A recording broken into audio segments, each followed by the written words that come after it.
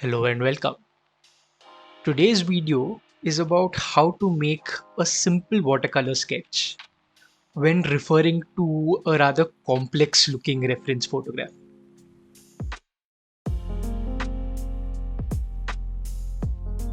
This is one of those instances where the reference photograph is so interesting that it is rather difficult for the sketch to actually match up.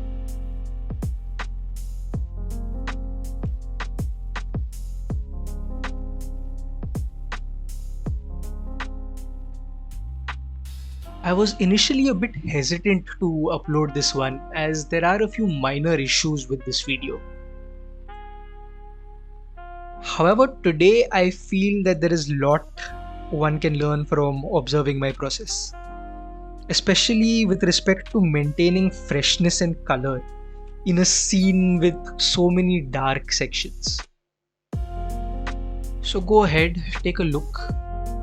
Let me know down in the comments if you found it informative. Also, if you have any advice on how I can make it better, I would love to know that as well.